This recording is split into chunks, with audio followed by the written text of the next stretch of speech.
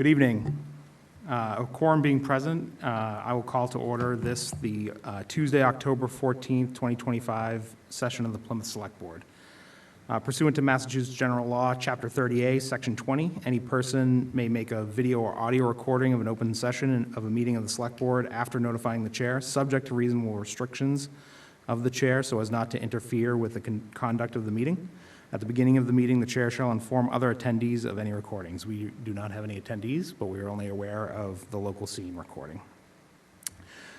Pursuant to Chapter 2 of the Acts of 2025, an act relative to extending certain COVID-19 measures adopted during the state of emergency, which was signed into law on March 28, 2025. This meeting will be conducted via remote means and in person.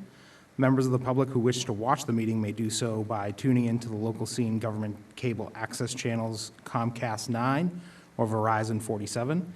You may also watch the meeting as it's aired live or on replay through the local scene's website.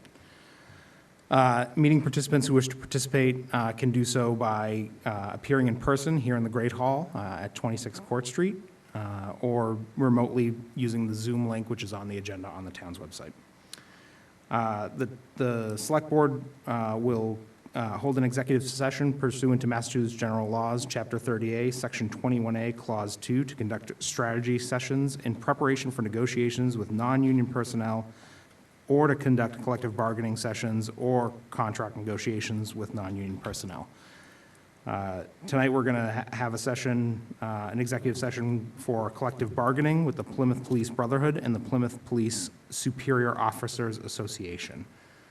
Is there a motion to enter into executive session for that reason? So moved. Mr. Cohen makes the motion. Mr. Canty, will you second? Yes. Mr. Canty seconds. Is there any discussion? Hearing and seeing none. Mr. Cohen? Yes. Mr. Quinto? Yes. Mr. Canty? Yes. Ms. Iaquinto? Yes. And myself, yes. We are entering into executive session. We anticipate returning at about 6 p.m.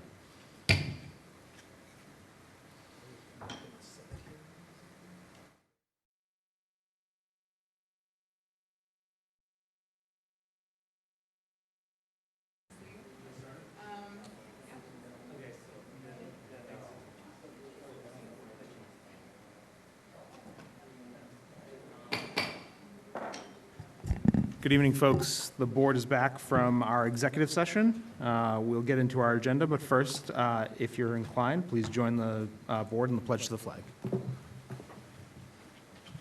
Pledge allegiance to the flag of the United States of America and to the republic for which it stands, one nation, under God, indivisible, with liberty and justice for all.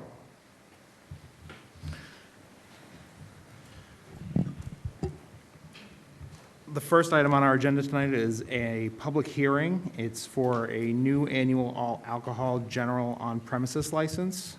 It's for Triton Beverage Group, LLC, doing business as Mayflower Brewing Company, 12 Resnick Road. Michael McNamara is the manager. I'll read into the record the notice of public hearing.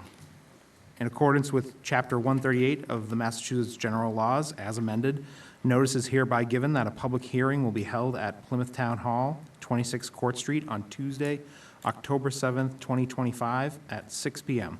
to consider the application for a new annual all-alcohol general on-premises license from Triton Beverage Group, LLC, doing business as Mayflower Brewing Company, 12 Resnick Road. Michael McNamara is the manager. Description of the premises is as follows: two-story, 2,400 square foot office space and three 30,000 square foot warehouses, 850 square feet of tasting room with seating and adjoining bathroom on the first floor. 9,000 square feet warehouse space includes two bathrooms and has approximately 4,500 square feet of space that is accessible for tours and events. 8,000 square feet of outdoor space that lies to the left of the building and consists of asphalt and grass. 2 entrances, 7 exits. Seating capacity is 125. Anyone wishing to be heard on this matter should plan to attend this meeting. Is the petitioner here who would like to speak? Come on up and introduce yourself.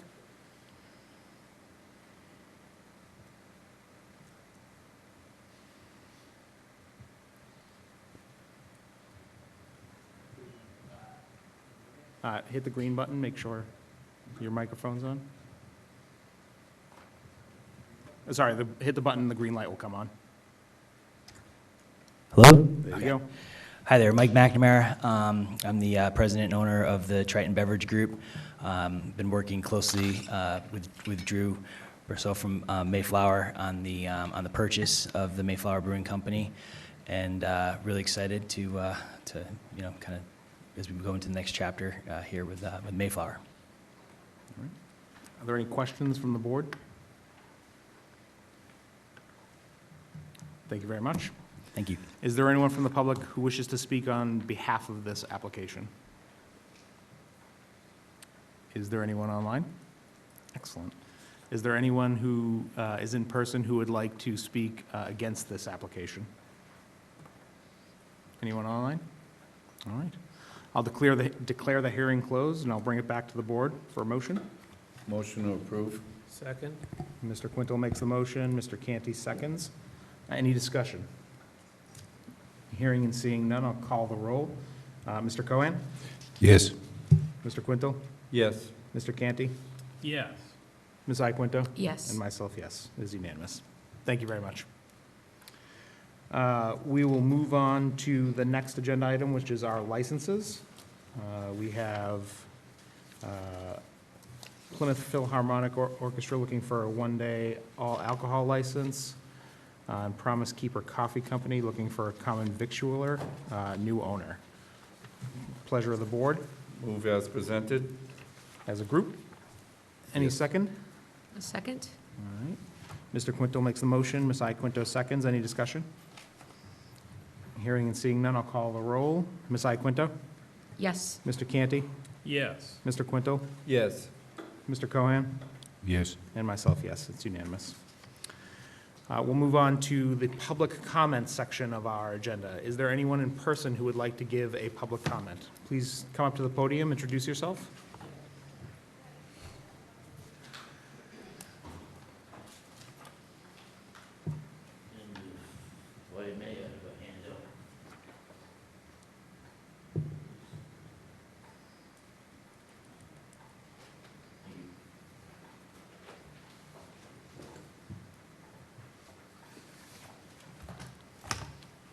I'm Joe Paulsonello. I appreciate the time to come in and speak to you before the board and the town manager. I was awarded the Zero Spooner Street bid on April 16th. And my statement's in there with the references. There's been an exorbitant delay in the process, which I do not understand. I'm left with the impression that the town has decided to change direction with this property and prefers a different solution than the RFP to which I applied to for the sale of the Zero Spooner Street. If so, I would appreciate an open, honest communication, determine the next steps as soon as possible. So in there's some things, I know the preservation and Mr. Kehoe and Ms. Laquita would have some interest in seeing my statement, but winter's coming and my statement speaks for itself. Thank you. Thank you. Is there anyone else present who would like to give a public comment? Is there anyone on Zoom? All right. Very good. We will move on to... Thank you. Thank you. Is there, we'll move on to administrative notes. Pleasure of the board. Move them as presented unless the board chooses not to. So Mr. Quintel makes a motion to move them as a group. Is there a second? I'll second. Ms. Iaquinto seconds. Any discussion? Mr. Cohen? Yes. Mr. Quintel? Yes. Mr. Canty? Yes. Ms. Iaquinto? Yes. And myself, yes. It's unanimous. All right, moving into our agenda proper, we have a presentation from Michelle Brady and Kate McKay regarding electric bicycle draft regulations, and we're joined by the town manager. Great. Thank you, Mr. Chairman. So I'm going to introduce this topic.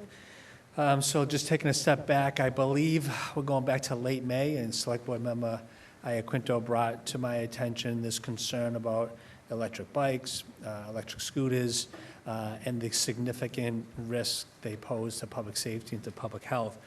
At the time, I wasn't aware of it, but I did reach out to the chief after I received that phone call and learned a lot from the chief about the police department's observations and the data they were collecting, and it had similar concerns. Fast forward to this past August, where the board held a workshop to select its goals and priorities for FY '26. And part of that discussion, the board selected the goal of regulating electric bikes for this community. So much credit goes to the police department. Chief Flynn's with us here today. His crime analyst did a lot of work on collecting local data. Credit goes to Assistant Commissioner Emily Wilson, who was able to pull all this data both locally and then nationwide to help explain the public health rationale. And then over to Kate McKay, who was able to, and you'll hear from her in a few minutes, around regulation, around some ideas around regulating these. And then I'm going to turn it over to Commissioner of Health and Human Services, Michelle Brady, for the presentation around the public health rationale, both public health and public safety. Michelle.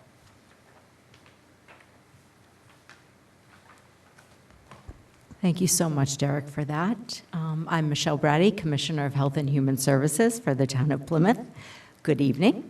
And on behalf of the Department of Health and Human Services, thank you so much for this opportunity to discuss e-bikes in our community as it relates to public health and safety.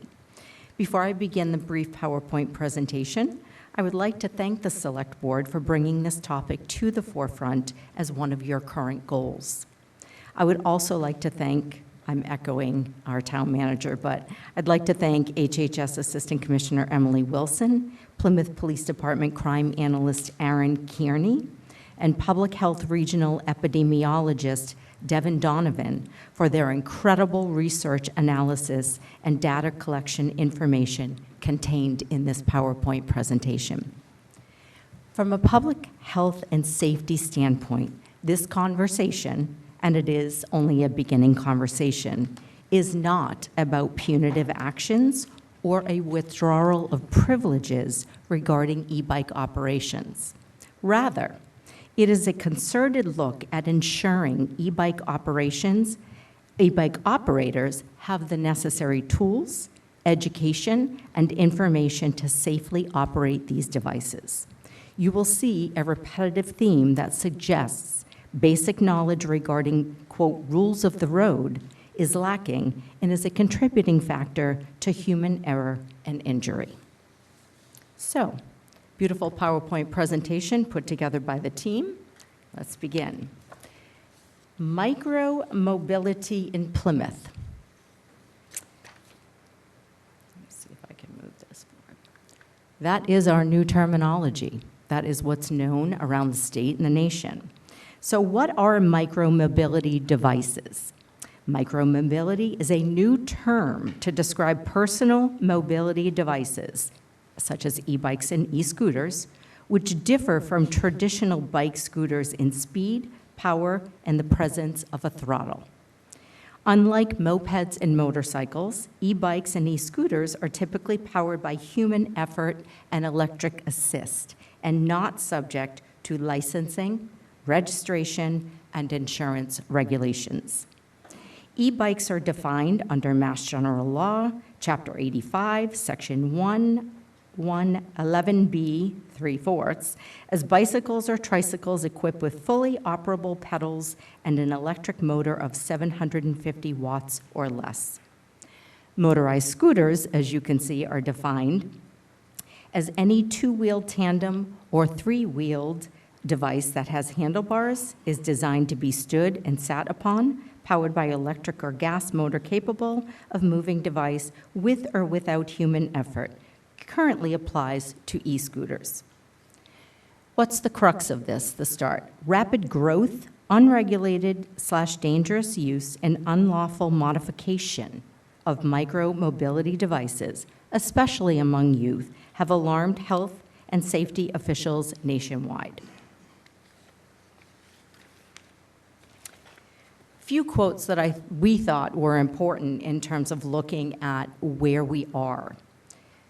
Dr. Peter Papadakis, I'm Greek, I should know this, Papadakis. He is the Neurocritical Care Society of 2024, says of great concern to neurocritical care providers is that the growth and accessibility of these devices has been associated with a sharp uptick in deaths, traumatic brain injuries, internal organ injuries, and extremity fractures. Dr. Laura Goodman, Children's Hospital of Orange County, cited in 2024, e-bikes are dangerous. It requires a lot of education to ride them, and we're letting kids go out and ride them as if they're traditional bikes, and they are not. Let's look at it nationwide. We're going to break this little PowerPoint down nation, state, town. Nationwide, in the United States, over 1 in 10 e-bike accidents result in hospitalization. Since 2023, the American Academy of Pediatrics has stated that children under 16 who are too young to have a driver's license should not operate or ride on e-scooters. 2025, American College of Surgeons noted that with increased e-bike usage, the rate of associated injuries is also rising nationally, with head injuries most common. ACS recommends universal helmet usage and local policies to ensure safety and prevent injury. The U.S. Consumer Product Safety Commission says device speeds that exceed 10 miles per hour are not appropriate for even kids as old as 12, given difficulty with balance and steering. CPSC, AAA, and other leading national consumer safety organizations have launched campaigns to address, quote, alarming risks of e-bike injuries. Incentive programs in states, including Massachusetts, that aim to make micromobility vehicles more accessible and affordable are a major driver of e-bike purchases and popularity. It's kind of a catch-22. There were some incentives given when we look at green economy and we look at ways in which we can help in our environment. So people were encouraged with incentives to purchase these.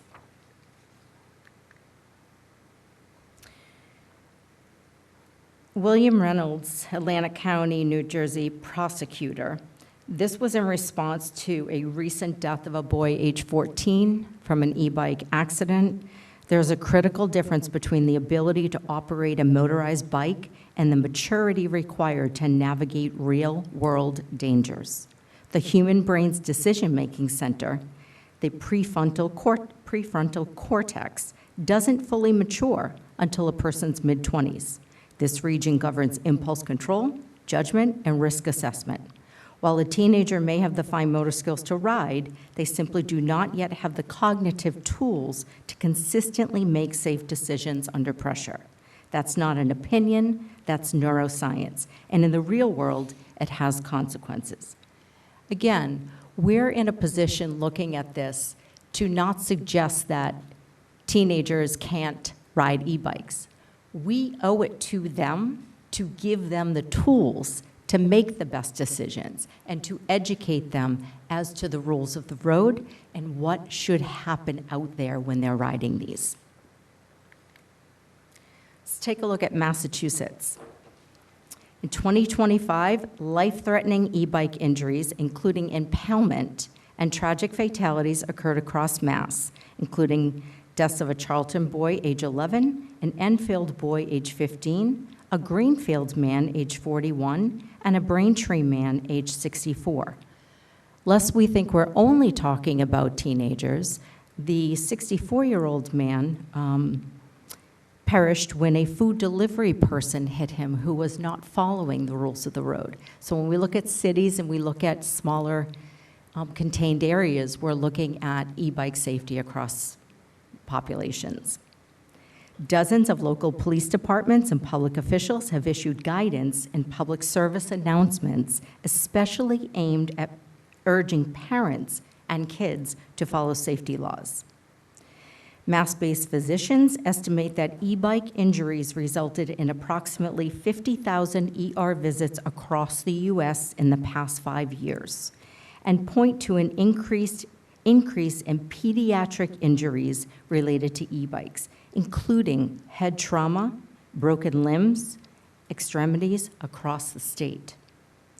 Police officials describe, quote, skyrocketing increase in e-bike use and estimate that e-bikes now outsell traditional bikes at a rate of 2 to 1 statewide here in Massachusetts.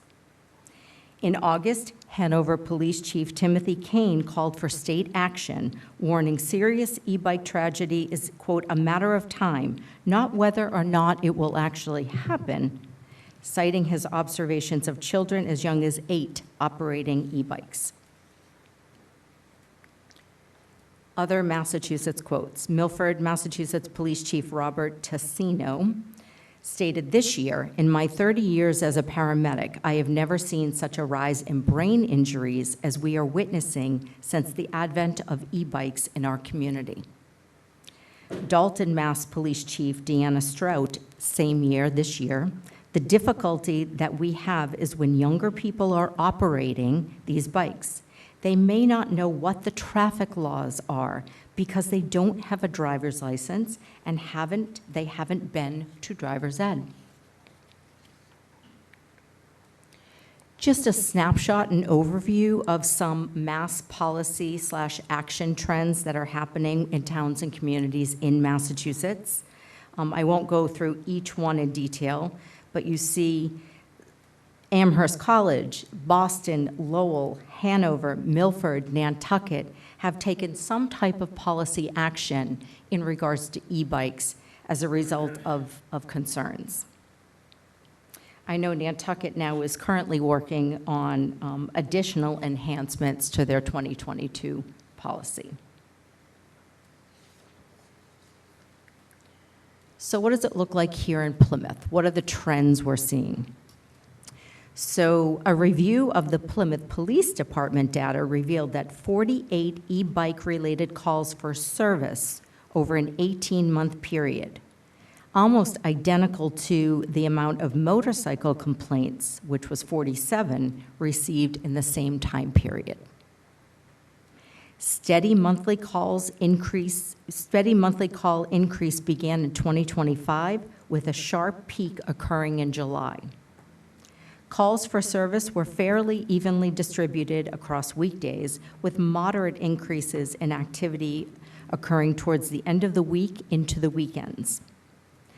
Most of these calls were related to erratic operation of e-bikes, use of e-bikes on major highways, disruption and safety hazards for operators and pedestrians, and speeding and weaving.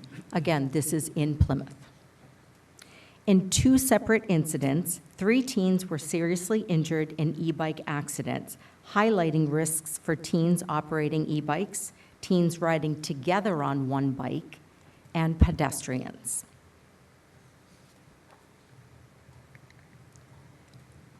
This shows you exactly what we just discussed in terms of the trend for the increase on e-bike related calls for service over the past 18 months. We're seeing a sharp spike, and those, even with the downward spike in August, it went back up in September.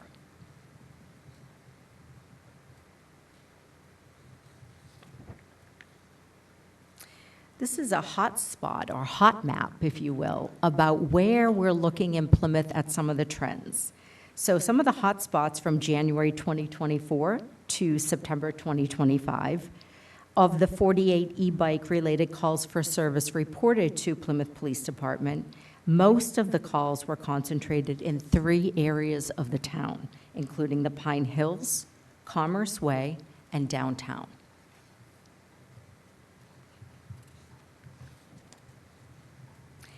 And then this is, talk about real-time data. As you all know, we are currently engaged in our CHA, our Community Health Assessment, for the first time ever in the town of Plymouth. While I want to be very clear that this is preliminary data, we have, issued, we are wishing for our residents to complete our health community assessment survey. Early data, the survey has not closed. We did put a question about e-bikes on the survey.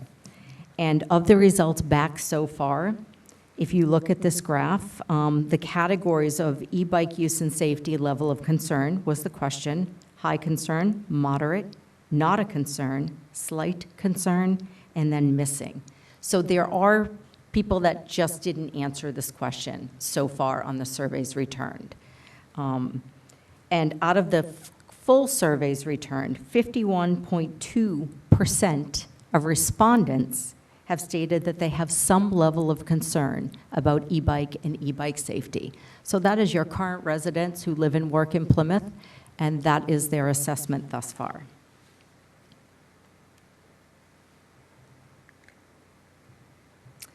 I'm, of course, open to questions, insights, thoughts, comments, and again, want to acknowledge and thank the researchers for this presentation. And Emily's sitting right here, so thank you so much. Thank Happy you. to answer any questions. Thank you, Commissioner Brady. Are there questions from the board? Deb? First of all, I want to thank everybody for this very thoughtful and informative presentation. It really sets a nice groundwork, and it makes a nice case for the policy that we're going to be looking at Thank in a you. few minutes. So thank you all for that. I just wanted to make sure that I was understanding this correctly, because what I got from this presentation was the need for some combination of education and consequences, such as you would have if you were driving a car. So looking at e-bikes as if they were a vehicle on the road that needed to be licensed, and you needed to be an educated, informed driver before you were able to ride on it. Is that basically what this is? I think that's One of the 100% accurate, Deb, I really do. I think, we look at, they're operating in the public with the flow of traffic. There's regulation around motorcycles, there's regulation around mopeds, there's regulation around, motorized equipment, if you will. So I think that if you're going to be responsible enough to do that, I think you need education first, absolutely. I think it's critical. I think we do ourselves a disservice, and HHS is certainly willing to create, public awareness campaigns and to assist the public in understanding some of the dangers. But we really think it's important that I had the benefit before I got behind the wheel of a car operating to be able to be educated. The choices I made, hence that education, were of my own responsibility. But I deserve that education and knowledge about rules of the road so that I don't think that it's always about someone intentionally doing something wrong. It just might be non-educated. Right. So, Yeah. So a more formal process for yes. that someone would have to go through before they were able to. I guess you don't use keys to turn on the e-bike. Yeah, Push good the question. button. I'm not sure. Yeah, no. Exactly. Would be exactly. great. Okay, thank you. Thank you. Other questions or comments? Mr. Canty?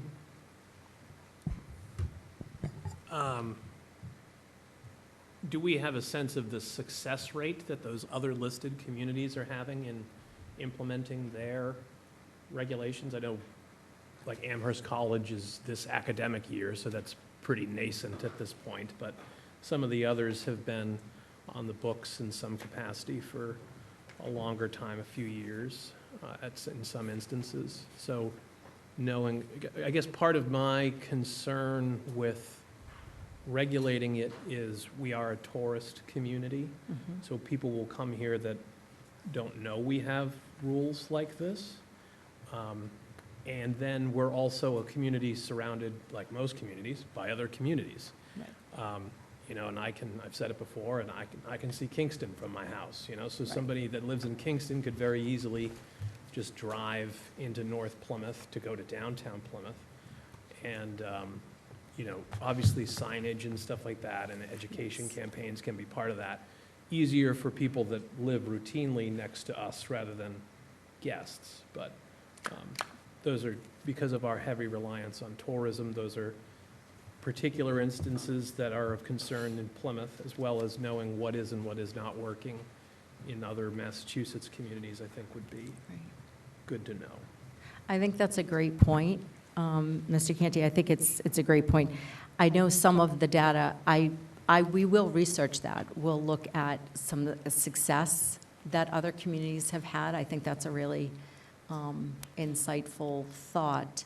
Some of the policies that have been enacted, I know, are brand new based Right. on some of that, Right. those dates, but we certainly can, partner with other communities in Yes. seeking information from them and asking what worked, what didn't Right. work.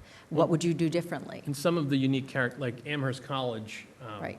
I bet there's very few people that attend Amherst College that grew up in Amherst. I'm sure there are some. Right. But they would be dealing with a large community of people that are coming there for the first time, who may or may not be bringing a e-bike to their dorm, and they Sure. can't use it, and how are they communicating that, and how's that being received?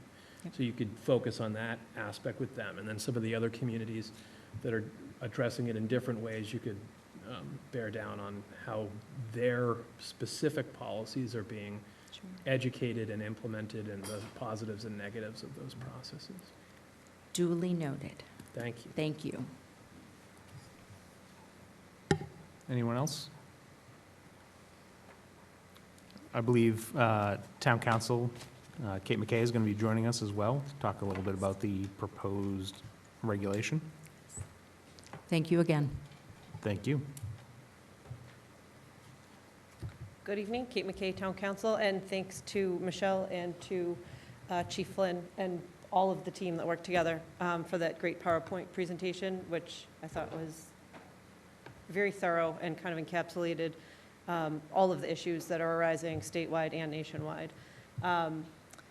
In response and in conjunction with that PowerPoint presentation, I took the liberty of drafting special legislation, as it's entitled now. Doesn't necessarily have to be special legislation, but kind of a framework to try and address some of the holes or the gaps in the current legislation in Massachusetts, to the extent that the town is able to address the gaps and that they're not prohibited or precluded by other state law. And I'm going to go through each one by one. So I'm happy to take questions as each one is done, or at the end, whatever your preference is.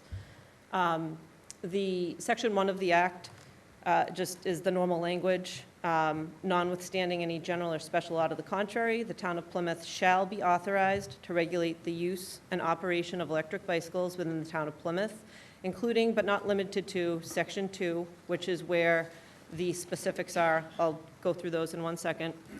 Provided, however, the town of Plymouth shall comply with the Americans with Disabilities Act and Chapter 151B of the Massachusetts General Laws.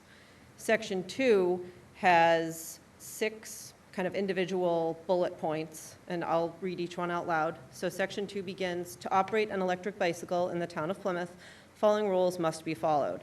The first one is, every electric bicycle shall be registered in the town of Plymouth through the Plymouth Police Department and must be identifiable by some method. So you'll see up there, if you can see, I apologize that it's small, the suggestions I had in parentheses were a sticker, a placard, or some other identifiable marking that you could put on an e-bike, or any other suggestion that may come up at this point.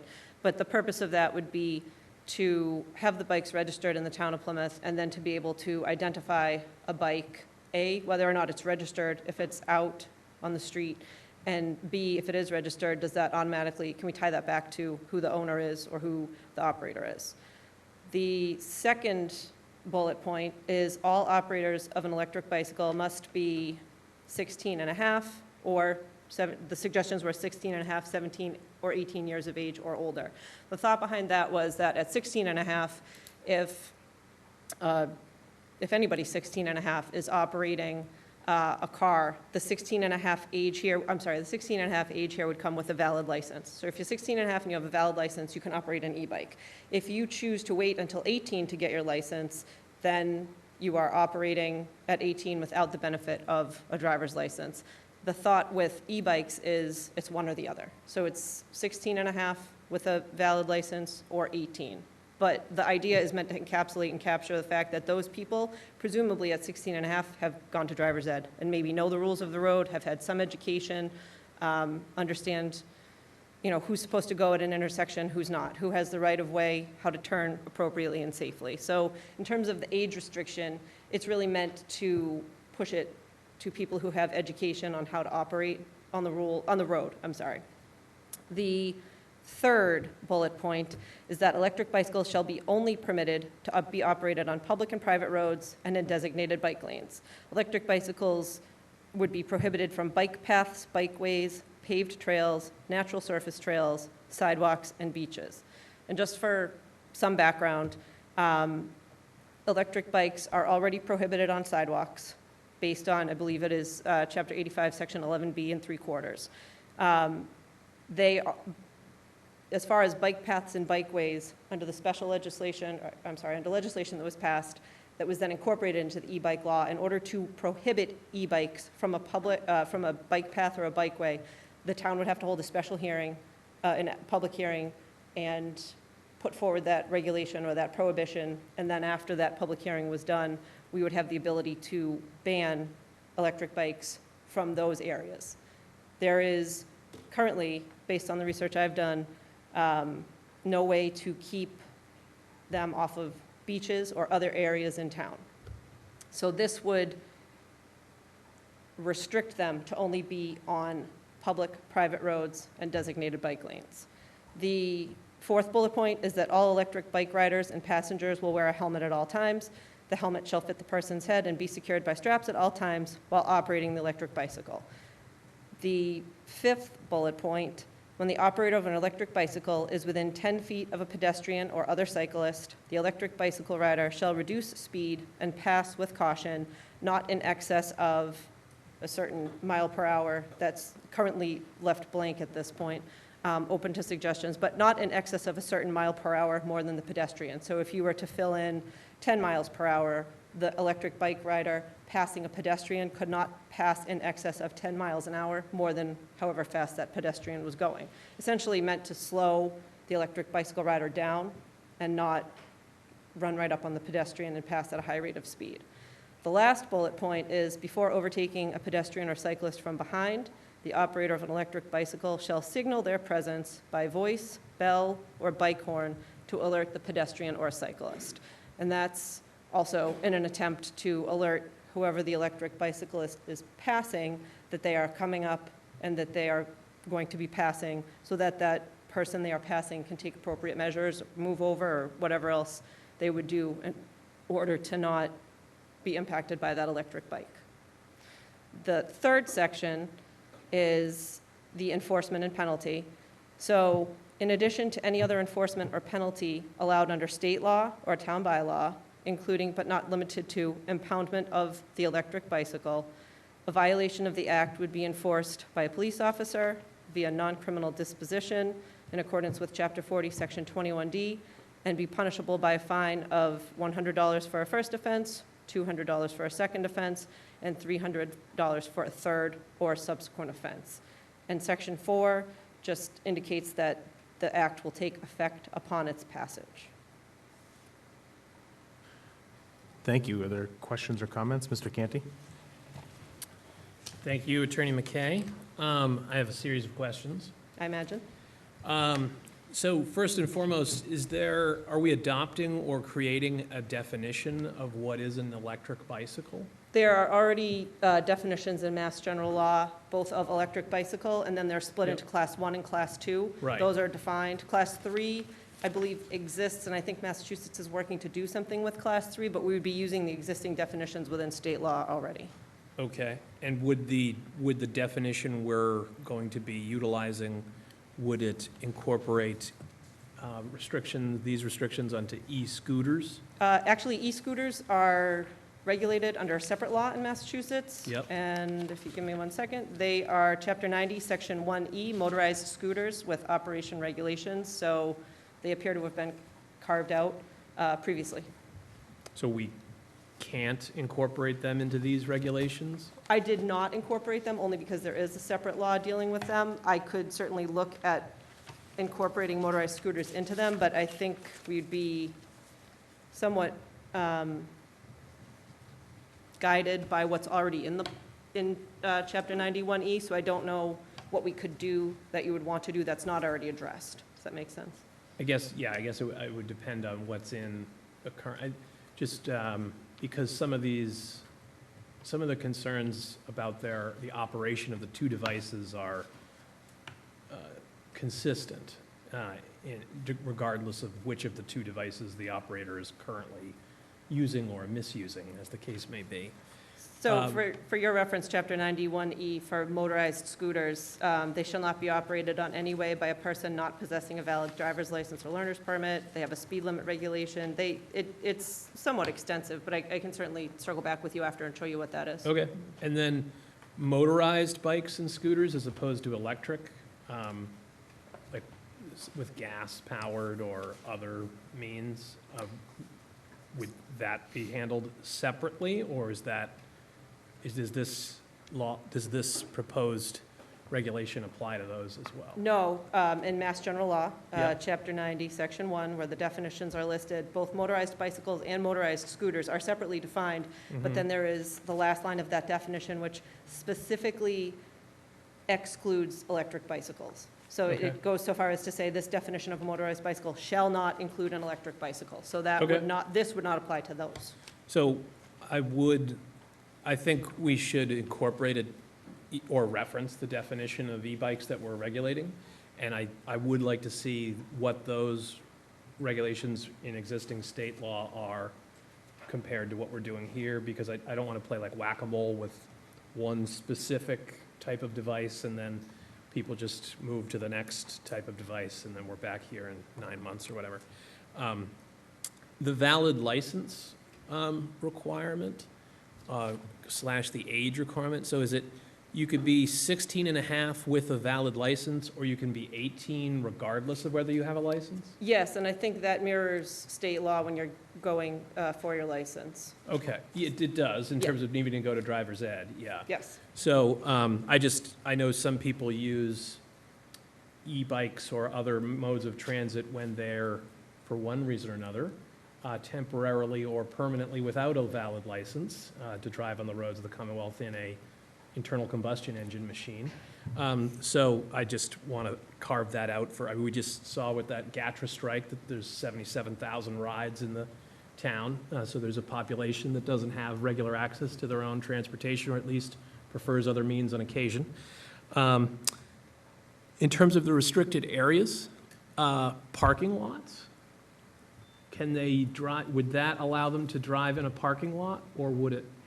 I would, it was not my intention to exclude it. I would think it would when it's operated on public and private roads. I can certainly add parking lots, but if they're allowed to drive on public or private roads and that leads to a parking lot, I would argue that they would be able to park their vehicle there, or their electric bike there. Yeah, I guess I would feel more comfortable with it just, common sense would dictate that you wouldn't have to like step off your bike at the curb of the parking lot, so to speak. But just because it is going to be enforced potentially in non-uniform ways by people with different readings, spelling it out may be helpful.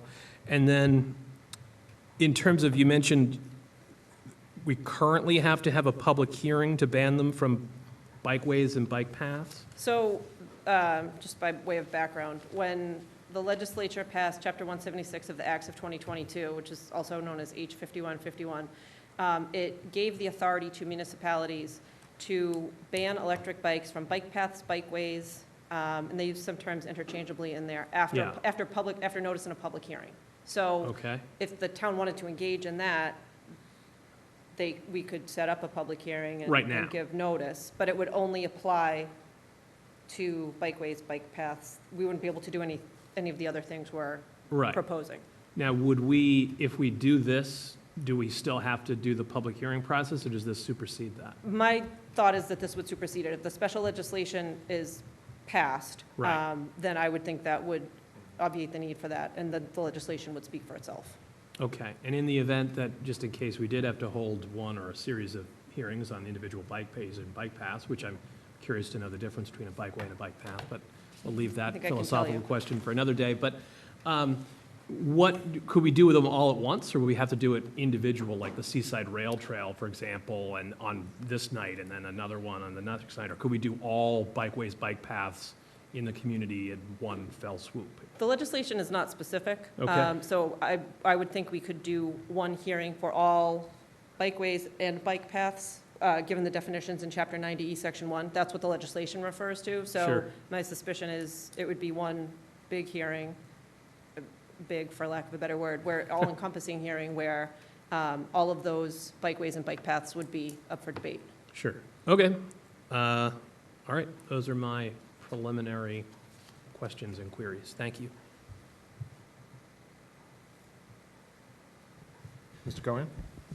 So, the Commonwealth of Massachusetts, the special legislation, just reiterate that again for, is there any time frame that you see on that legislation, the pace in which? If we were to Yeah. take the approach of advocating for special legislation, I think what we would ultimately, the timetable we would be on would be that we would have a warrant article in December. By the time the warrant closes for the spring, it would go to a town meeting vote. If the special legislation was, if the article containing the special legislation was approved at town meeting, I think we would engage in the normal course, which I think the town manager can speak to better than I, but it would follow the normal course after that up at both houses of the legislature and the governor. Yeah, typically, once town meeting approves special legislation, we ask one of our state representatives to file. They'll file it with the House and then with the Senate, and that could take anywhere from, I would say, 6 months to a year and a half, depending on the session. I do, it's important to note that because it's really, obviously, it says one of the quotes that was discovered by the presenters from the Department of Health and Human Services is that it's not if, it's when an injury is going to happen to a level, whether it's a head injury or life-threatening. So time is obviously of the essence, and pursuing this and understanding the time frame we have with special legislation, that's something just noted. Thank you. If I could just respond to that. There is another course of action, and that is to draft a bylaw. Based upon Attorney McKay's presentation, there are items that she talked about that probably would be rejected by the Attorney General's office. But, we certainly could pursue that, maybe work with the AG's office with a draft. Because if we went to the bylaw route, it'll only take 90 days for their review and approval. Ms. Iaquinto? Can one of you say a little bit more about what you just said, Derek, about what would the Attorney General object to in this? Sure. So, go ahead, Kate. So it's my understanding and my feeling after having had a few conversations. I'm not sure, and I wouldn't feel comfortable standing up and saying that the first three bullet point items, so that would be the registration, the age limitation, and the only allowing them to operate on public and private roads. I don't know that that would pass or not. I don't know that they would allow it. There's no other bylaw, based on my conversation with them, that has tried to do those three things, or any of those three things. So I just don't know if that would get past them or not. I think the bottom three, the helmet usage for all e-bikes, and the other two kind of conduct regulations while on e-bikes might get by. And just by way of background, to answer one of Mr. Canty's questions from earlier, the chart that HHS put together, the last entry on it, I think it was Nantucket. In May, Nantucket went to town meeting and they looked for some e-bike regulation, and specifically the last 2 points that I had, the when passing, slow down, and alert whoever you're passing to your presence. That's up at the AG's office now, and if you go onto their portal, the public portal, it shows that that bylaw is under review until December 10th. So they took an extension to review it, and that I would think hopefully would be done by December 10th. But they started out just with conduct regulations, what I would say.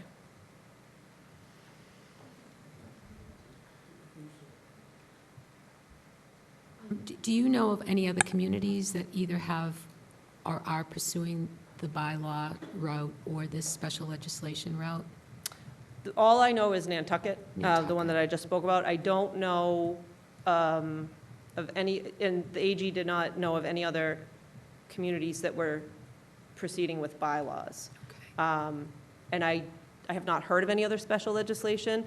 I have seen many public service announcements from the local police departments, and that's, I think, part of what they're doing to address it with education, but I have not heard of any other. So I would be open to suggestions, or if anybody else has heard of it.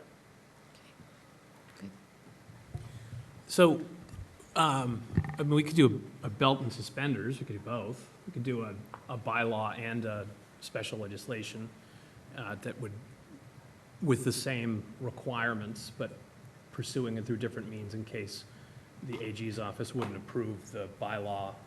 But this obviously has different language about notwithstanding other laws and stuff that would get us through.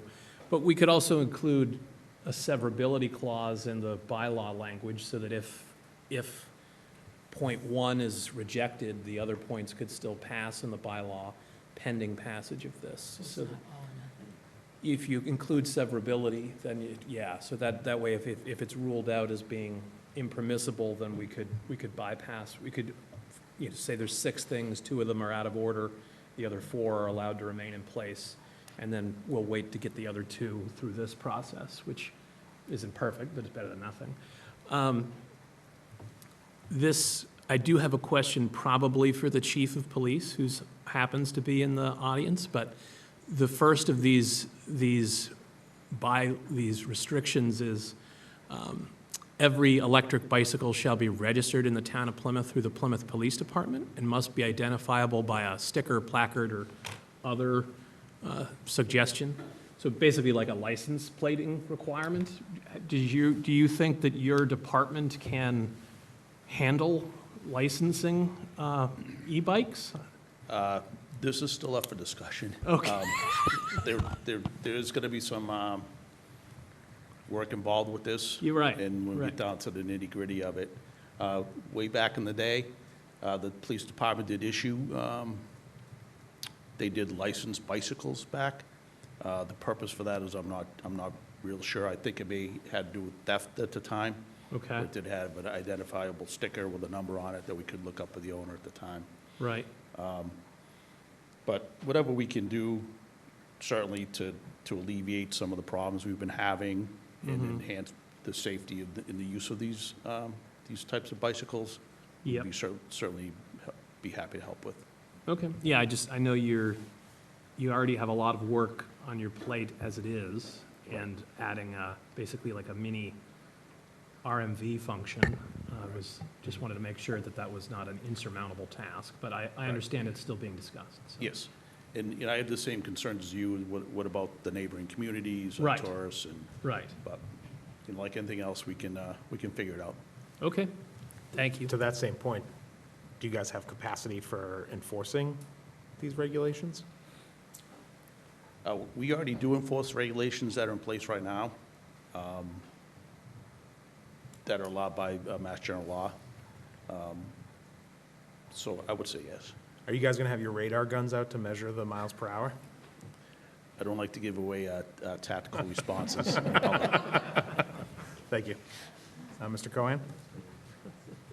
No, I do recall that you would go to the police department, it was for theft, register your bicycle with a sticker.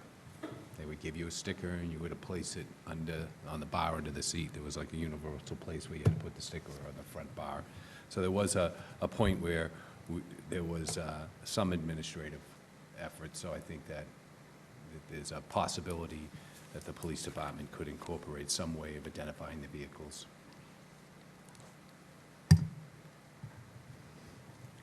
Ms. Iaquinto? Yeah, I think what we're trying to target here is irresponsible driving, right? So we want to make sure that that's what we're really getting at. I really like the idea of having some sort of formalized education experience for people, who have purchased an e-bike. The questions that we're all going to have as we continue this discussion is how to operationalize any of this. That's going to be that's going to be an opportunity for us. I'm not going to call it a challenge or a problem. That will be our opportunity once we get to that point. But I do like all of these elements that you've got included in here.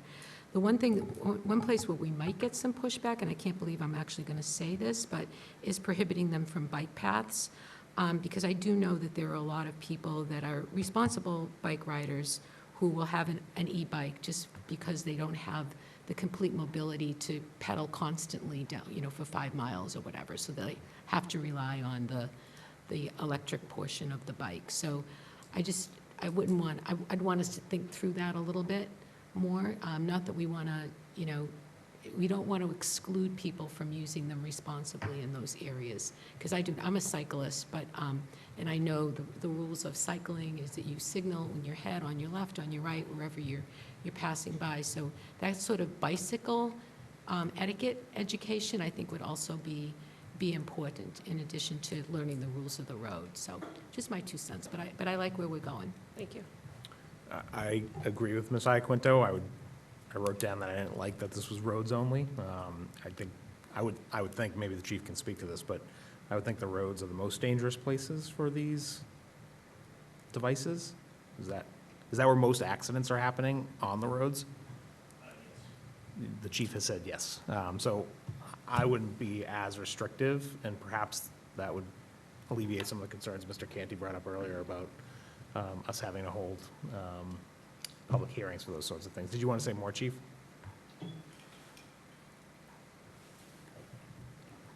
The biggest problem I have with these types of bicycles are with just the disregard for rules of the road, mostly by our younger people, that's, younger age operators. That's our biggest issue with them. It's just their operation as a whole. And, they're very, very nimble. They can speed away from us pretty quickly. We don't chase them out of fear of causing more problems. But we were able to meet up with them or stop them. We do take appropriate action. Okay, thank you. I would also say, if we could spell out the age restrictions, I do like 16 and a half with a license, or 18 and a half, or 18 regardless of license. Should like it to mirror the DMV. Yeah, I think that's fair. Other questions or comments? Mr. Cohen? And then there's the passing, 5, 10 miles an hour. Is there any other examples that we can look at? I think, when pedestrians start to share similar space of where these bikes operate, the fear is that they come up behind you pretty quickly and the person's hit and injured. So I'm trying to think about, sometimes there's a runner and you're walking, and you don't hear them, and you step out in their path. So I don't know. I think that it would be somewhere south of, I'd probably defer to Health and Human Services and their research on the speed that would be tolerable for passing. Is it 5? A human runs at 6, so something like that. Just another quick question for the chief regarding when you do catch up. What do you try to do when you catch up? When you have an e-bike person? I mean, our big thing is education. We just stop anybody using these improperly. We usually try to use the least amount of enforcement action, if you will. Right. So education is the big key. A lot of times we'll call the parents. Parents will come right down. We have them meet us at the scene and have a conversation with the parents as well. And they typically end up driving the bicycle home. Right. And taking care of it in that fashion. Okay, thank you. Ms. Iaquinto? Yeah, I just had a thought. This might be something that we could socialize through the schools too when the time comes. Just do some educational programs within the high school, and just to resource officers. Thank you. To help as I'm thinking through now. Now I'm already at Operationalizing? implementation. Let me change the word. Implementation. I can't spit the other word out right now. But I'm curious about process. What are the next steps from here? Where do we go from tonight? Yeah, so I think we're looking for some guidance from the select board, and certainly taking a lot of notes this evening. If you'd like us to massage the regulation a little bit further, I do think it's worthy of a discussion, maybe with our state delegation, definitely with the Attorney General's office on what would be the most appropriate course of action. But, you know, we wanted to bring this forward in early October in preparation for a potential article. So in the past, we've been accused of moving things too quickly, so this was our first attempt, our first reading, so that you could respond to it, give us some feedback, and certainly happy to come back maybe in late November, if you think that's worth it. Do a second reading before the warrant closes in December. I think that's fair. Does anyone have an objection? Mr. Canty? I think maybe we do one earlier than that, and then, so we have some time behind it before the warrant close, because this is very early, and it's not something I could vote for currently, although I like the concept, but I think some of those nuances are gonna need a little bit more workshopping, so if we could maybe take 2 more bites at this particular apple, or Okay. at least allow in the schedule for that, that may make it may be more productive. So maybe come back the first week of November? Yep, something like that, yep. Sure. Mr. Cohen? And so we're thinking about trying to, you're suggesting that we try to, the warrant closes on December 17th. So you're hoping to get that, something that we can look at much earlier than that, so that we can have some So we could, time. yeah, we could have this hearing, then another hearing Okay. to talk about it further, and then a final hearing to ideally put it on the warrant. Right. Yeah. Don't want to miss that date. Any other discussion? Does that work for you, Derek? Sure. All right. We can Very do good. Thank you. We'll move on to Town Hall on the Road discussion, so I just wanted... Before we break, I just wanted to wish Commissioner Brady a happy birthday, 33 years old today. Happy birthday, Michelle. Derek, you'll lead us in singing? Oh, it'd be great if we could sing. Thank you for coming out tonight, Michelle, I appreciate it. Thank you. We'll move on to Town Hall on the Road discussion. This was a request to put this on the agenda. Basically, I wanted to have a discussion about the future of the Town Hall on the Road meetings. We currently have 2 more tentatively scheduled, correct, Jade? For the end of this year. But I wanted to put it out to the board. How do we want to approach Town Hall on the Road? Do we want to continue doing it? Are there any suggestions folks have for the format? Things like that. So I'll open it up to the board for discussion. Mr. Cohen. I think it has been helpful to the neighborhoods to get out into the field and listen and learn the priorities. Plymouth is a very big town. There are many different neighborhoods, and aspects of those communities differ, from traffic to congestion to parking to just better public parks and other issues. So it's a really interesting process. The thing that I've noted, that as we move forward in these, that we try to give greater guidance to the neighborhoods that we're going to engage by working with them and building an agenda with them, meaning that we would reach out to the steering committee. We would reach out to the town meeting members in that neighborhood in advance, saying that we would like to have this neighborhood meeting, but we would like to work with you in building the priorities for this agenda. Maybe, obviously, we want to have a free-flowing conversation where people can get up and tell us how they feel, but we also, and we wouldn't want to inhibit that, but we would want to know what the priorities are for that neighborhood, so that we could dedicate some time and know in advance if we could bring other information or other individuals to help with that aspect. So even though it's not just talking about an issue, but it's actually identifying the issue, putting it on the agenda, giving us time to prepare to go to that neighborhood and talk about that issue, we might be able to bring additional information in advance of that meeting to help guide us.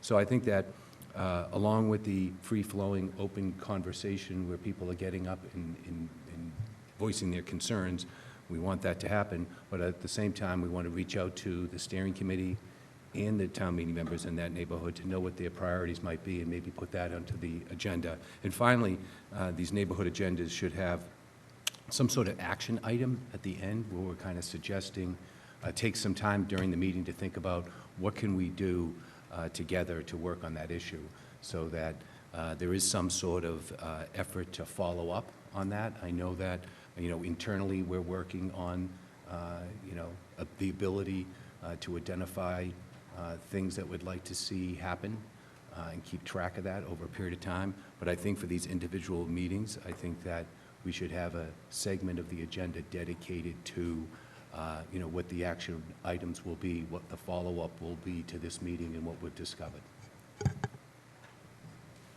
Third discussion? Mr. Canty? So I think there could be a benefit to adding some community-directed items to agendas. But I think that I guess my one concern with it would be that the current process is really designed to be meetings for the community, guided by the community, and us going to them and listening to them and being able to respond to their questions and address their concerns. So I think if my hesitance on something like that personally is I wouldn't want to discourage people from coming because we wouldn't be listening to them as much. We'd be telling them directly or indirectly what we're here to talk about, right? As opposed to, right now the format is very, come, ask your questions, get some answers, and if we can't answer tonight, we'll follow up with you and get back to you soon. And I think that, the turnout has been, other than one of the meetings, was pretty high at all of them. And even the one that the turnout was a little lower was a lot higher than even the turnout we're getting tonight. No offense for those that did show up, but we got a lot more people to come to on the roads than we did to ones here, which I understand. But I guess, so, first and foremost, I would hope we would keep because right now the format is the town manager or his designee, because Silvio had to fill in one time, gives a general update. These are community issues, things we're working on in your community, as well as anything relevant town-wide that's new that you should know about. And then it opens to public Q&A in the format we've been using. And if those things were still higher on the agenda than other specific issues that either we or the steering committee or the precinct caucus members or whatever think, just so that it's clear that the community is leading the conversation and the discussion. Because when we're here, we lead the discussion and we talk about the issues we want to deal with in the order that we have in the agenda, and it's just a very different format and experience. And I think the format is designed to be more of an open session. And the other thing, I know from a technical standpoint, because we've already done site visits for what was planned to be the November 4th West Elementary on the road and the December 9th Cold Spring Elementary on the road, that those, which I had arranged prior to some changes made on the board, but I know that there was reticence from the local scene to be able to support a formal presentation process like we can have here. So for things that need to be, for things that we do put on the agenda as an item to deal with, we may need to factor into that we don't have the projector for that purpose, because I'm not sure that I think they were concerned about being able to flip over to the Zoom and the closed captioning versus a PowerPoint or other presentation. So just, maybe that's a surmountable obstacle for them, but that is something to follow up on, because they did bring that up at all the site visits and then the subsequent test runs that they did before them, making sure that they didn't have to do that, so. Just a quick follow-up to that. No, I don't want to encroach on the neighborhood's ability to come in and have a free-flowing conversation about their experiences and what they're looking for priorities, or staff coming in and indicating what is actively going on. In West Plymouth, there'll probably be an update on the sidewalks and out on Route 80. So we know that staff is going to do their update, and that we want to have a free-flowing conversation. But I was interested in reaching out, in this case, to the West Plymouth Steering Committee in advance of the meeting, just saying, from your experiences, anything that you think that we should be considering putting on our agenda, and reaching out to the town meetings members that any thoughts as we compile this agenda, so that we could theoretically, if we see some strength behind an issue, that we segregate some time on that agenda for that specific item, but not encroaching on staff or the neighborhood coming in and doing what they've been doing in the past. And I don't think I want to complicate it with a PowerPoint presentation. It could be as simple as just the printed agenda, that when you walk in the room, you pick up the piece of paper, or you have it on the PowerPoint, you have it on a Zoom, so the person that's participating remotely can see what the agenda is. I'm not thinking about something elaborate, but I think it would be constructive as we move into these neighborhoods to have these meetings, to kind of reach out in advance to some of the people that are tackling these issues in a permitting way, whether it's the steering committees or the town meeting members. Ms. Iaquinto? Yeah, I have a couple of thoughts on that. First of all, I love the idea of wrapping up the meeting with a discussion of action items and next steps. So I'm all over that. And I think there could be some value in reaching out, or there would be some value in reaching out ahead of time to understand the issues, to inform our own preparation. I'm not completely sold on putting together like an agenda that formalizes discussions that people who come to the meeting may not be interested in talking about. But what I would advocate for very strongly is we're about to wrap up this first year of, half year, of On the Roads. This would be a great time, great opportunity to solicit some feedback from the places that we've gone to, just like in the spirit of continuous improvement. What could we do better? What do you want these meetings to look like?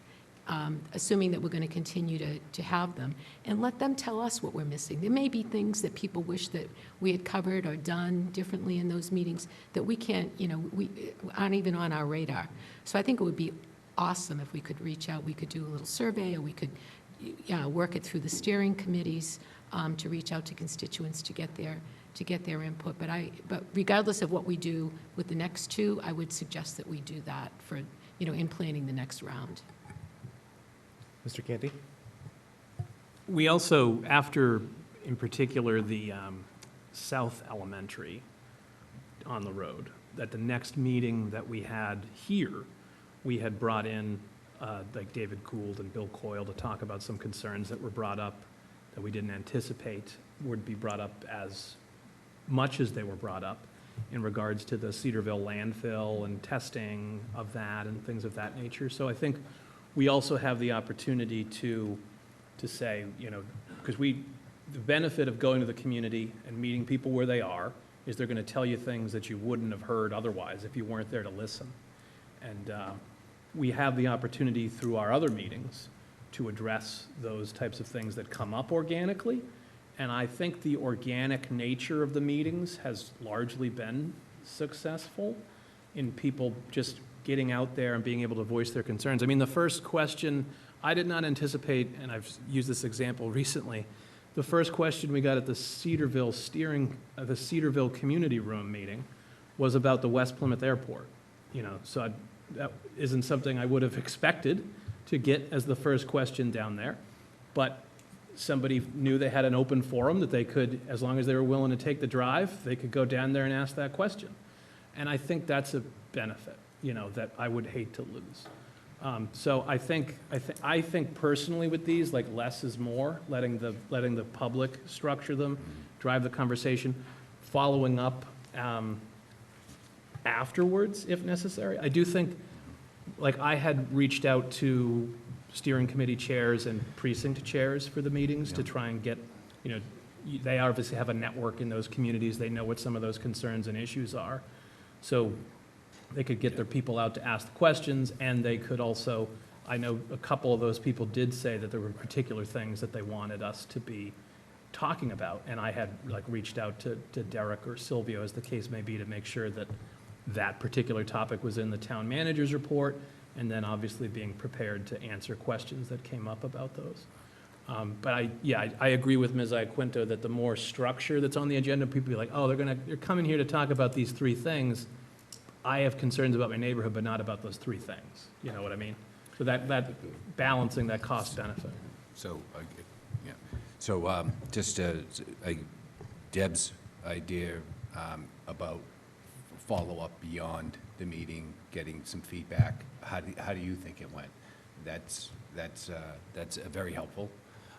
I'm just, my thought is I don't want to encroach on the format of allowing people come in to have this interactive moment where they can come and sit at the podium and bring up any issue in their neighborhood. I don't want to deter that, but I did want to, in advance of going to the neighborhoods, reaching out to steering committees and town meeting members from that precinct to see if there's anything that we should be considering that would warrant us to prepare for when we came, and identify something on the agenda that would give some indication if we felt that it rose to that level of significance.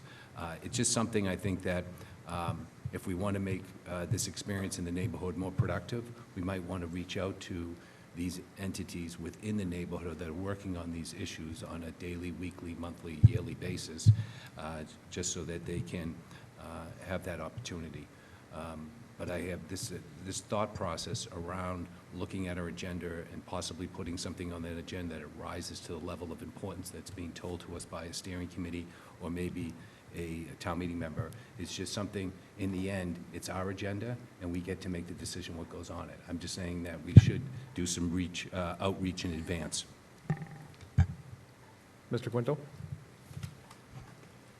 Yeah, I don't see that there's any issue in reaching out to a steering committee or town meet members. You've reached out to precinct chairs, that's pretty much the same thing in my book. And just have bullets, and it doesn't have to be, mandatory on there. Put some bullets on there and have your, give your public comment. That's what it is. It's really question and answers, but I'm not going to get into that debate. I wanted to have it, I think it was in May of last year.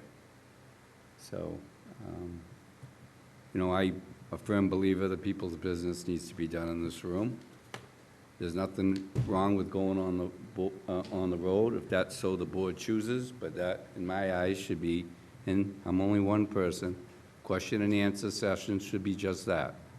Town business should be done in this building. There was no, I don't know, maybe you reached out to town staff to ask licensing boards, like, for example, Lisa Johnson in the inspections office, how do people applying for liquor licenses one day, like the Jordan Hospital Club, not to pick on them. The Thirsty Pilgrim, there's known regulars that don't always get the paperwork in on time. So if you have a conversation with her, it's a couple weeks out. That's the conversation I wanted to have before we did it. I don't have a problem doing it. It's just that our business should be done here, and exactly what it is. Question and answer should be on the road. And, residents get aggravated with a system where you're making it harder and harder for them to apply for a liquor license or apply for a one-day event. But our job, what we're elected to do, is make their job easier. And this is what frustrates people. And I'm just going to let it go. I've seen some nice things said about the on the roads, but at the time I would have rather spoke about it and done it that way. Either it's question and answers or it's our meeting, and our meetings should be done in this building. If someone's applying for a liquor license or any kind of license or any kind of town business, they have to travel, to the other end of town or wherever you might be, and sometimes it's good and sometimes it's not. So, but, there's 5 of us here. I don't see why we can't just put a little bit of everybody's in there, and let's move along. Mr. Canty? So I in terms of the licensing component, we did do admin notes at the On the Roads. In terms of things with public hearings, the solution to that was just meeting more often, because then we could have the formal public hearings at the meetings that were here, and that system seemed to work well. But I do believe that it is imperative in this day and age, post-COVID-19 pandemic, and mobile working engagements and structures throughout society, and the technology that we have now, I don't personally believe that it is necessary that town business needs to be completed in town hall. I believe that there is a tremendous benefit to getting out in the community, meeting people where they are, listening to what they have to say, trying to answer their questions and address their concerns, and being able to follow up on those things in various capacities. That's what On the Road was always designed to be, was an opportunity for Plymouth citizens to feel that its government cared about them. If I may, there was no believed in them. discussion of it. So I find that, I just think it's imperative that that is what citizens wanted to see and had an opportunity to see for that period. And I think that it would behoove us to continue with that process so that our residents can continue to feel that we value them and that we are experiencing their experience in their neighborhoods. Thank you. With all due respect, I've had the respect of the residents in this community for about 21 years. So I think that speaks to itself a little bit. And it's not just your idea, which was what this whole thing was. There was no discussion. So you can skirt it, really, all you want. But there's 5 people here, and we all have the same voice, including myself. Mr. Cohen? I think in the end, I think we can have some balance, can have our cake and eat it too. We can have our own On the Road, but obviously we need to be focused on the responsibilities of the board to meet the permitting process and the hearing process and do that from Town Hall. But there's opportunities to schedule where it is accommodating a neighborhood meeting and going out into the field and doing some homework in advance of going to that meeting so that there is some structure to the meeting, like I said earlier, reaching out in advance. But I think that we have to, separate the outreach to the neighborhoods from the responsibilities of the board and some of the other general business that we do. So it's a balancing. We don't want to create a more difficult situation for someone to seek the necessary permits or have the necessary hearings. But there is a balance to this process where we can accommodate what Mr. Quintal is indicating and move in the direction in what you have observed as the benefit of reaching out to the larger neighborhoods of Plymouth. I think one of the things that we could do is, I hear what you're saying, Mr. Cohen, in terms of reaching out to the steering committees and the caucuses. Perhaps, and maybe Derek, you can weigh in on this. Perhaps one of the things we could do is do that and then publish the items that the town manager intends to address as part of our agenda.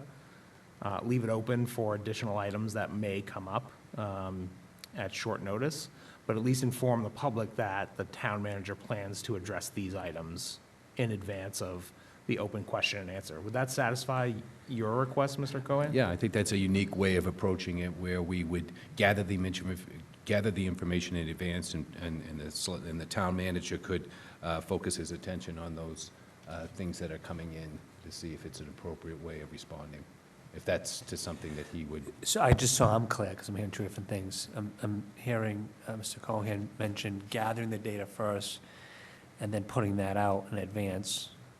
But I'm also hearing that whatever I determine is what we're going to discuss, which is really driven by neighborhood issues that I speak with the departments about. Typically in the past, I would let them know that we're going to be in the Cedarville area. We have our staff meetings every Tuesday at 9 a.m. And I asked them to give me feedback, what's happening within your department in that neighborhood, so that I can report out on that. So I'm happy to do whatever the board wants, I'm just looking for clarity. So let's say that the department heads give you 5 items. We publish those on the agenda. I reach out to the steering committees and the caucuses, and they echo those 5 items, but they come up with the 6th item. Gotcha. That you would then address as a result of their feedback. We could put that on the agenda item, on the agenda as. an So item. this would be weeks in the making then? Yeah, we'd have to have some upfront, and I will commit to doing that work Sure. upfront. Yeah, it's easy to do. Is that, Mr. Canty? Well, I think, yeah, you'd need to reach out to them weeks in advance to try and get them to bring people out to the meeting too, because these meetings are only as successful as their attendance is, because we have a public Q&A session and we've got just Everett and Steve. I mean, as happy as we are to see Everett and Steve every week, you know, it would be nice to see some other faces too, no offense, when we're meeting people out there in the community. So, yeah, I just think that, I think that reaching out in advance and listing them, like these, among other items, will be addressed by the town manager, is fine. And then that, it still keeps it clear that they'll, you know, as long as it's phrased in a way that it's clear that there'll be an update provided on this, and then an opportunity to ask the board questions, because I don't want people to not come out to the meeting because they think they're going to have to sit through like a lecture series, which obviously is not the intention either. So just striking the balance between identifying information that the community wants to hear about, but also making it clear that, like, you can walk off the street and not even know what town meeting form of government is, and we can answer you questions about that, you know, if you're interested in asking them. Yeah, I think that, Chairman Golden's suggestion is something that would cover what my concern was. So I think that would be, if we follow that internal policy with the town manager, reaching out to the steering committees and the town meeting members and see what we get back, and run that by the town manager well in advance of the meeting to see if that could be included. I think that covers what I was hoping to achieve. Ms. Iaquinto? Yeah, I think this is a really nice approach. I would just add to that, if we could, at the end of these meetings, summarize what the action steps are, just so we know what our to-do list is leaving those meetings, and just really articulate them and get them down, and then they become real. Any other feedback? All right. Is there any motion related to this? I don't think we need one, but we have it on here in case anyone wanted to make such a motion. All right. We'll move on our agenda then. Town Manager's Report. Mr. Brindisi.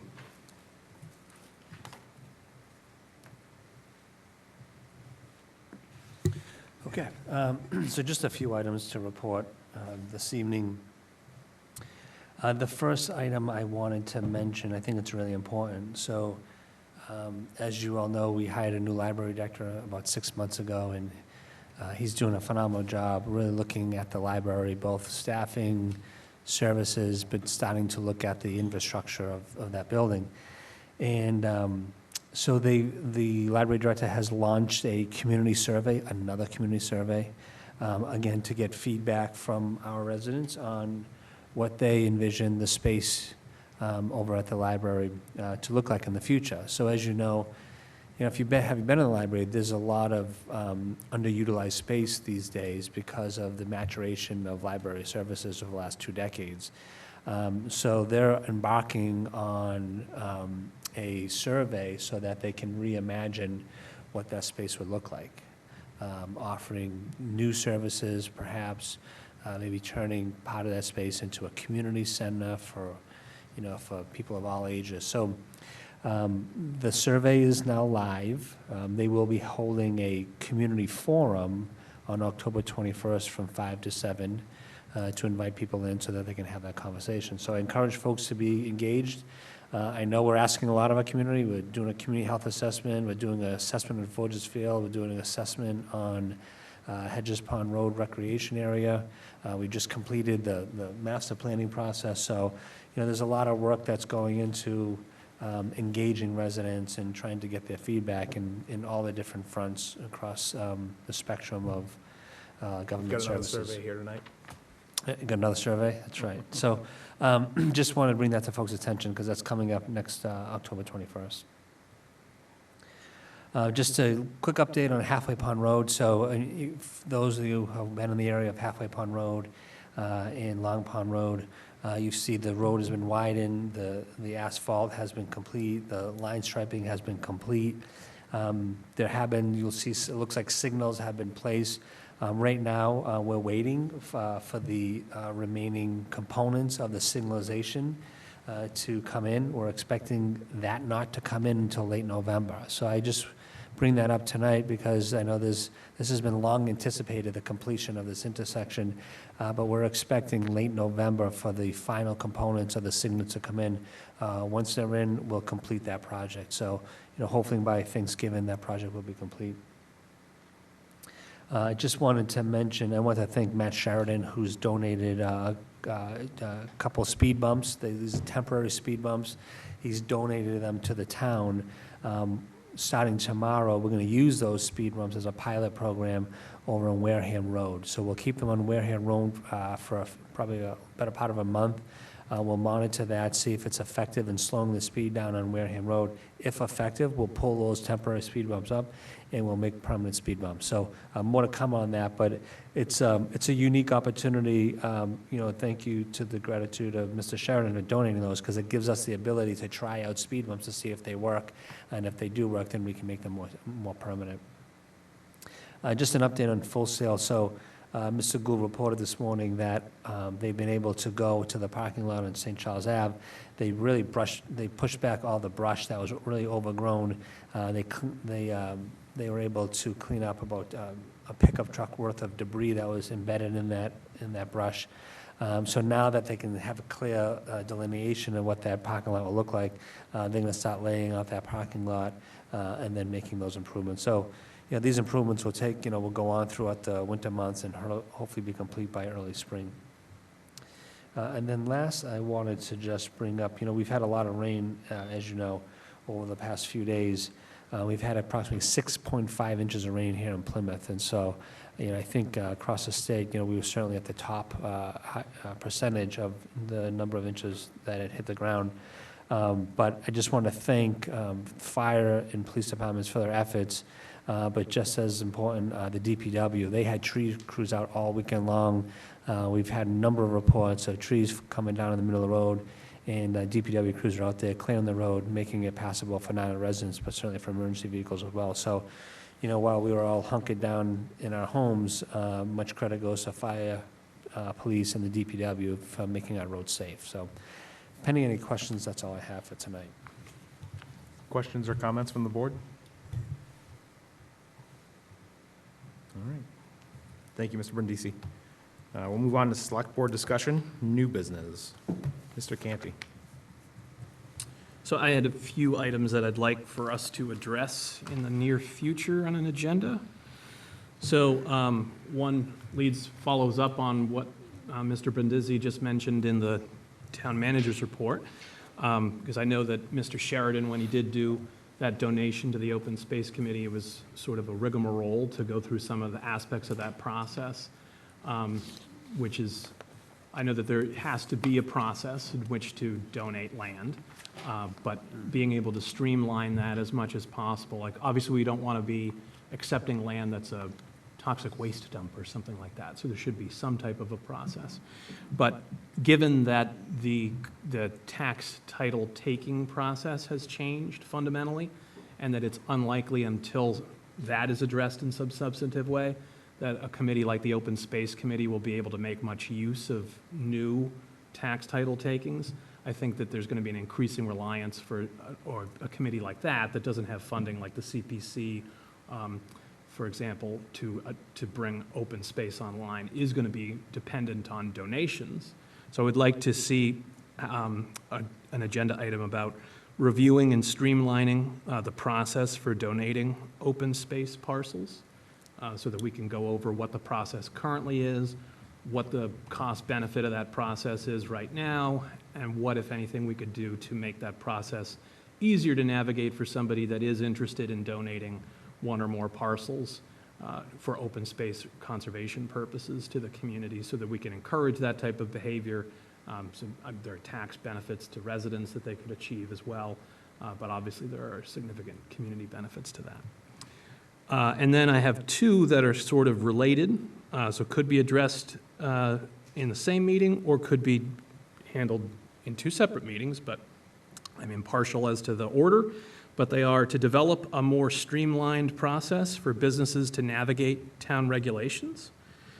We are constantly talking about economic development and wanting to improve economic development opportunities within the community, but we should be looking at opportunities to make it easier for current businesses to navigate our regulations, as well as the businesses we would like to attract to the community. So looking at other communities in the area, or even outside the area, and seeing what's working there and what, if any, of those processes and policies we want to bring into Plymouth to allow it, to make it easier to remain in business in Plymouth for our existing businesses, as well as to make it easier for somebody that wants to open a business here to be able to do so. And then somewhat related to that is to develop a town-wide guide to permitting. So permitting involves businesses as well, but there are other aspects of permitting to consider as well. But the permitting process can be somewhat Byzantine to some folks, particularly entering into it for the first time. So having an ability to have a guide to that. And I know that in talking with Mr. Cohan before, he's brought up the idea of having like somebody, like a liaison assigned to a business or to a type of business, so that there would be a contact person that they could call and get answers to their questions. Hey, I want to do X. What do I have to do in order to do X? So you're going to go to here, you're going to fill out this form, do this over here, just to make it easier for those folks and businesses to address the issue and go where they need to go in order to get things done, so that we can make that process easier. So those 2 to 3 items, if we could add those to a future agenda, that would be marvelous. Thank you. Any other new business? Mr. Cohen? Just to kind of build on what Mr. Canty indicated, this idea, I keep on thinking about Town Hall, making it more user-friendly. As Mr. Quintal has indicated, this is the place you do business. We've invested quite a bit in that process, in the building itself, so we want to maximize our efficiency. So I welcome that event, because I have some ideas on making town user-friendly. And probably build a little bit on some of the ideas I have around just the experience of coming into Town Hall in terms of how you're greeted, the signage, and some of the ability for people to navigate the building. It's a long building, so obviously I noticed a bench go in the hallway, which I was glad to see. I know that it can be kind of tricky to navigate through the building, but I'm looking forward to that part of the agenda. Maybe we can add something to the user-friendly side of the equation in terms of the experience that people have when they come to the building. The other thing I just wanted to make note under new business is that obviously there's been some infrastructural changes around Mantis Point and Cliff Street. There's a new curb cut and sidewalks and crossing. I did note that there's a pretty, I'm sure they're just in there seems to be a bump. I'm not sure if that project is completed as of yet, but I did note it, and others have noted it, that in that area where they've reconfigured the intersection and made crossing areas, there is kind of a bump as you come through that area, and there's some signage blocking a driveway. So I'm under the impression maybe that this might not be completely finished as of yet, but it did look like it was having the final coats of top coat put on that. So I'm just putting it out there that be looked at to determine what phase they're in. Thank you. Is this the intersection on State Road? This is, would that be, it's Mantis Point, Warren Ave, Yeah. and Cliff Street, which is 3A State Road. Bill Coyle, DPW Director, reported this morning that there was a hump and that Mass DOT officials were re-engineering that to take away that Okay, hump. so Yeah. someone's got on So, top of the yeah, hump. they're actively, Mass DOT is aware of it, they're actually working on it, yeah. Okay, so someone's on top of the hump, that's good. Other new business? Coming north from Manomet today was a miserable experience. With the bridge project going on the M Road and paving going on State Road, or I guess it's Warren Ave at that point, there was tremendous traffic. I would guess, are both, I know the bridge is a state project. I assume that the paving is also a state project. You would think that they would be able to coordinate with one another a little bit better, but perhaps we could reach out to the DOT and let them know that they're causing unnecessary traffic by having those two simultaneously operate at the same time. And I'll note that the bridge project doesn't happen every single day, so perhaps they could pave on days when they're not doing the bridge and work on the bridge when they're not paving. Thank you. Any letters? Mr. Canty? So I was forwarded an email by the chair of what was previously the No Place for Hate Committee, which is now the Plymouth for All Committee, regarding a petition opposing ICE operations in Plymouth.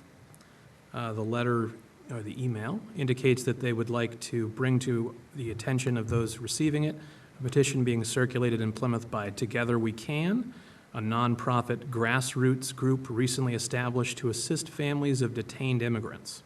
The petition calls for the Plymouth Select Board to protect our neighborhoods from the actions of ICE agents who have been observed brutally removing people from our streets without apparent application of due process.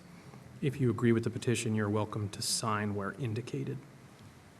So I just wanted to make sure that the Plymouth for All Committee and anyone receiving the email is aware that the Select Board, or at least a member of the Select Board, because it's a BCC, so I'm not sure if we were all copied on it, but I have received it, and I have taken note of it. Ms. Iaquinto? Yes, first of all, Mr. Canty, could you forward that email to me as well? I don't believe that I was on that list. Okay, yes, I had an email from, this is more of an upbeat message, from the Downtown Waterfront District. They are holding the first ever Plymouth Harvest Festival on October 25th and 26th at the Town Hall Green and throughout different parts of the downtown and waterfront area in Plymouth. They've got a lot of really fun things planned for kids. It's family-friendly. It's really for all ages. They'll have live music. There'll be animals. And it's really all to celebrate the Harvest time here, obviously, but also to generate some business for the local shops and restaurants. So again, that's October 25th and 26th, right in the downtown area. Other letters? Old business? Mr. Cohen? So, old business, I see that we have an upcoming meeting. We'll be hearing from the town regarding Memorial Hall and the fees that are associated with that, because I know that Plymouthville remains interested in its options. So thank you for that. Also,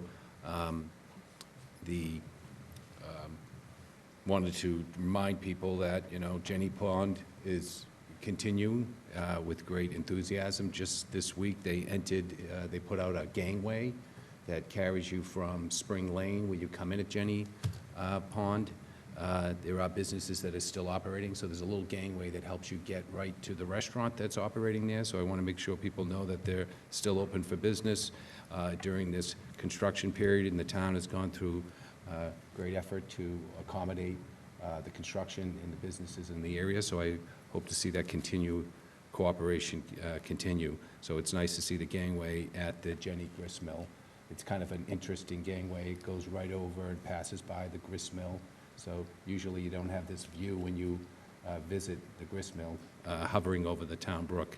So especially with the displays of pumpkins along the town brook, it might be an interesting place to visit.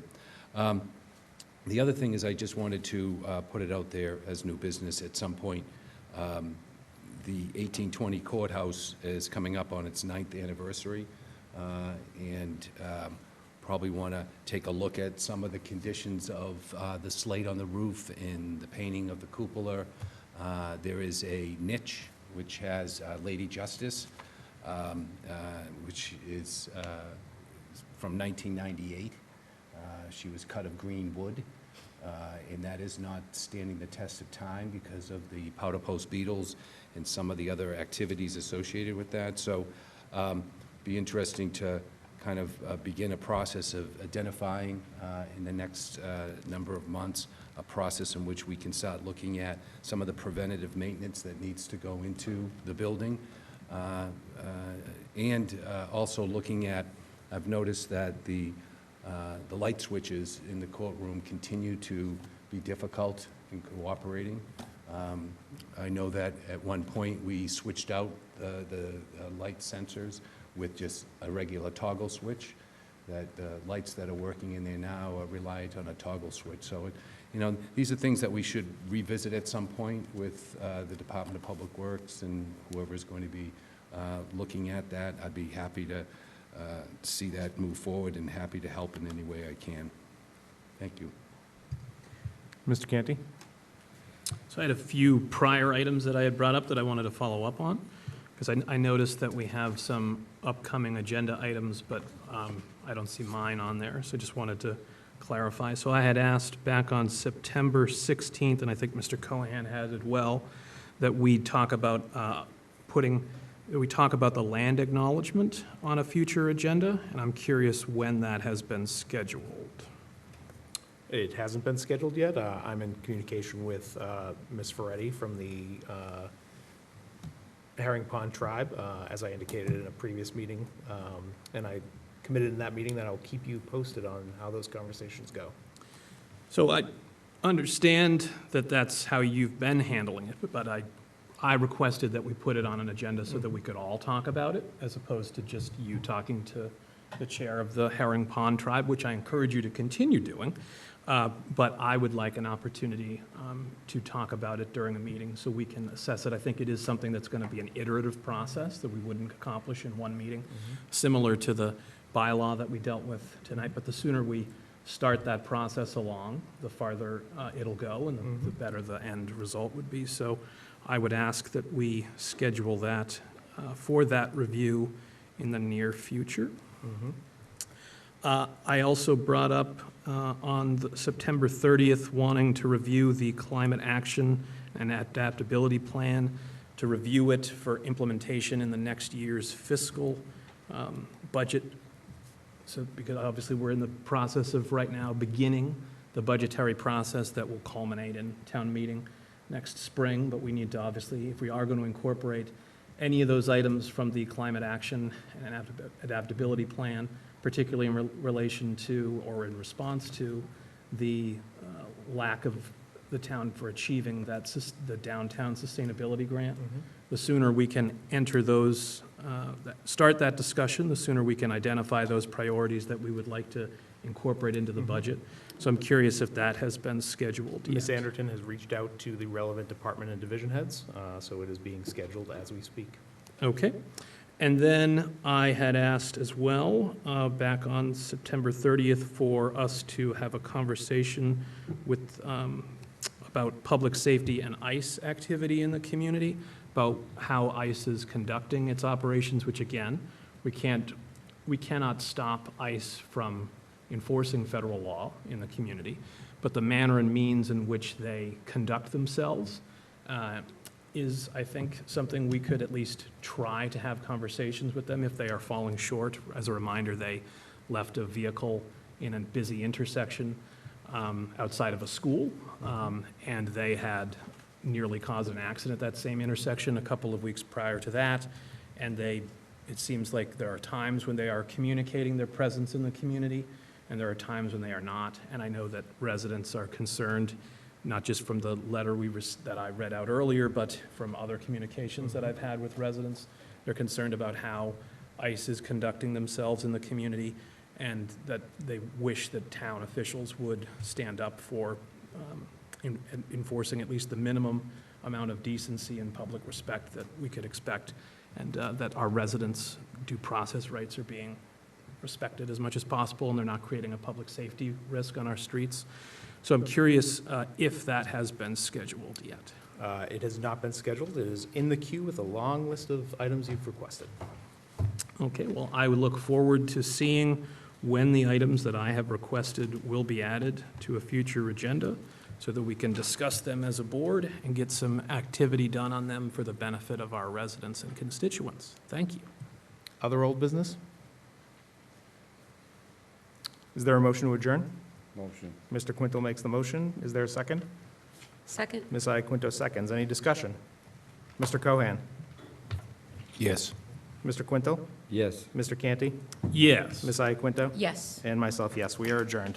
Thank you.